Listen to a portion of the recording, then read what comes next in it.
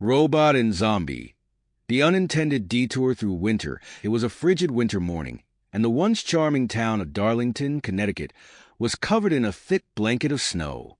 In the distance, the faint rumble of a bus broke the otherwise peaceful scene, but inside a small, dimly lit garage, there was nothing peaceful happening. Robot was busy rummaging through a pile of junk, looking for something, anything, that could resemble a plan.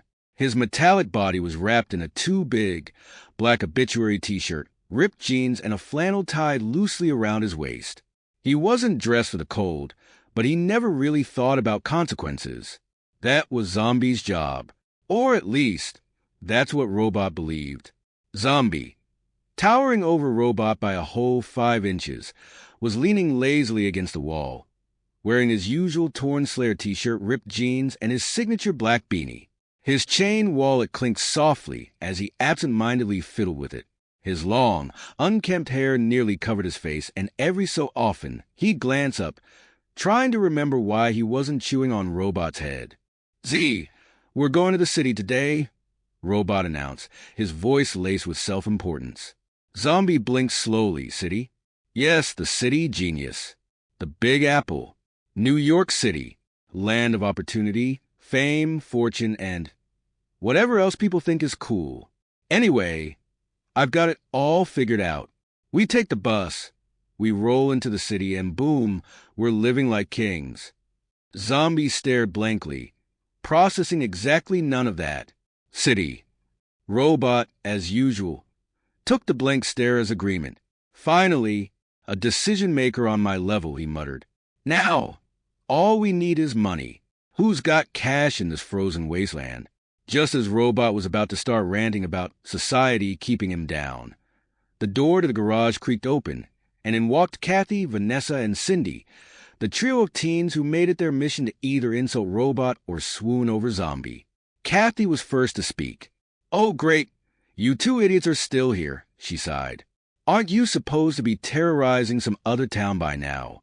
Robot turned around with a grin, wiping oil from his metallic fingers onto his jeans. Well, if it isn't the ladies of Darlington's finest. To what do we owe the displeasure?" Vanessa smirked, tossing her hair. "We're just here to tell you not to come back. Ever. This town's too nice for you losers." Zombie's eyes glazed over as he attempted to bite at Vanessa's head. She dodged expertly. This wasn't her first encounter with Zombie's hunger. "Ha! The zombie strikes again. You'll never escape him," Robot said with a chuckle, proud of Zombie's unintended assist. "Anyway, girls, as much as I'd love to stay here and crush your fragile egos, we've got places to be. Big city things. You wouldn't understand." "Wait, you're going to New York?" Kathy raised an eyebrow, now intrigued. "You? In a city? Please." "Oh, ye of little faith. Watch and learn. We're about to become the biggest deal this side of the East Coast." Vanessa yawned, already bored. "Good luck with that." Without waiting for more insults, Robot grabbed Zombie by the sleeve and dragged him out of the garage, leaving the girls behind. After scrounging enough change from Todd Birkin, who was too slow to notice Robot lifting his lunch money, Robot and Zombie made their way to the bus station. The bus to New York was pulling in, or so Robot assumed. With his usual overconfidence, he led Zombie aboard without checking the destination sign. "This is it, Z. The city is ours. I can smell the pizza already." Zombie, in his typical fashion, responded with, "Pizza." The bus jerked forward, and they were off. Robot leaned back in his seat, arms crossed smugly. "Man, I love it when a plan comes together. See, this is why I'm in charge. Vision, leadership." As the snowstorm outside grew heavier, the journey seemed to stretch longer than Robot expected. Hours passed, and Robot's patience was wearing thin. He glanced at the window, then at the snow, and then at the driver. "Hey, buddy," Robot called up to the driver. "What's the hold-up? I got a city to take over." The driver, an older man with a thick New England accent, didn't even look back. "Rochester." "What? You're headed to Rochester? Not New York City. We passed Albany an hour ago.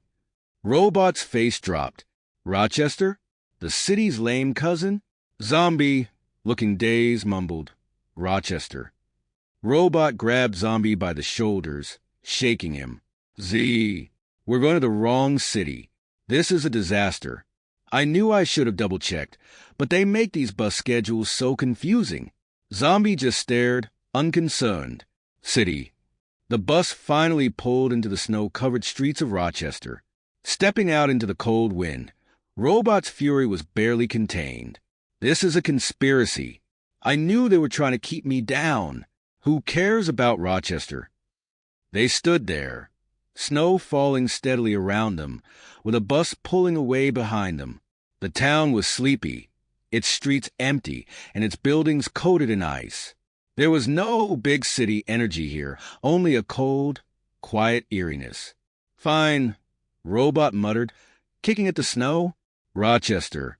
We'll take over this place. Might not be New York, but it's better than nothing. Let's find a pizza joint, Z. Zombie's only response was a slow, guttural pizza. And with that, the unlikely duo trudged through the snow, oblivious of the fact that they'd ended up somewhere far from the bright lights of New York. But in typical Robot fashion, it didn't matter. He was convinced that wherever they went, chaos and bad pizza would follow.